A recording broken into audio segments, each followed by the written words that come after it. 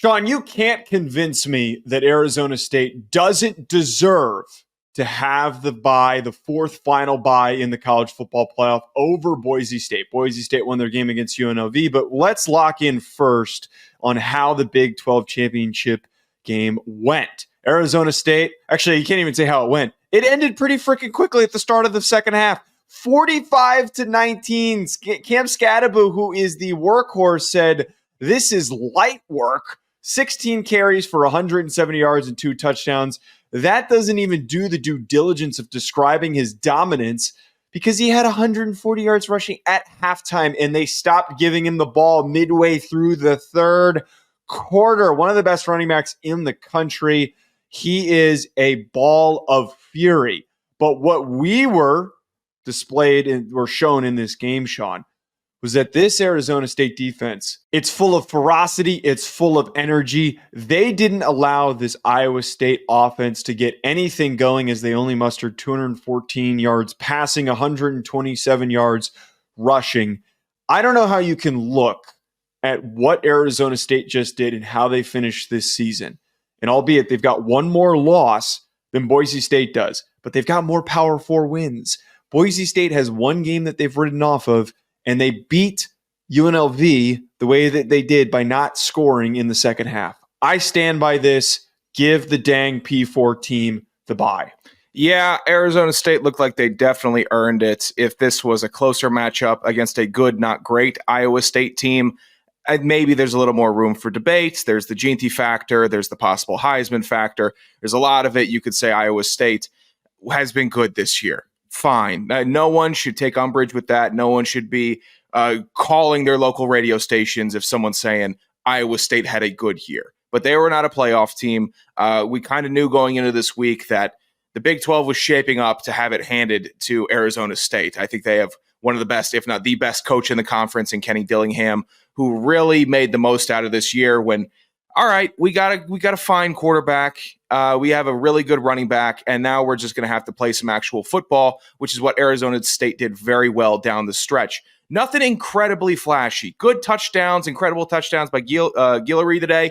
Those were fantastic grabs, but across the board, there's nothing about this Arizona State team, maybe outside of Skattebo's physicality at the running back position, that's blowing you away, but they're playing really good ball, and they have a coach that understands. It's kind of like last year. I feel like Dillingham made a step where Lanning started making some big, bold decisions at Oregon, and you're like, okay, he's starting to feel the moment, and he's getting opportunistic. He's taking risks, but it always seems like he has a play. I love that from Arizona State. They seem more prepared, and they seem like a team that could at least make a little bit of noise and provide a challenge in the CFP. By the way, not to correct you, but I believe it's Gilroy is the pronunciation there. Just want to make sure that we're accurate on that. But the way that they dominated, and it felt like it started to pull away for them in the second quarter, the way that they were able to separate as easily as they did on both sides of the football. They were generating pressures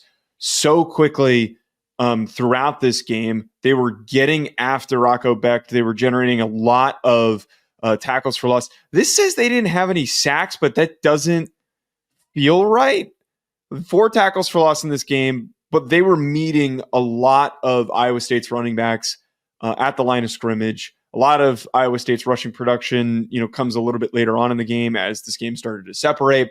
But that dominance that we're talking about here, if this game was close, maybe the debate could be had that Boise State deserves to remain where they are. But I just don't know how the committee can look at the results of the season, and more importantly, with a championship on the line for the conference, that Arizona State was this locked in and they were firing on all cylinders on every single snap.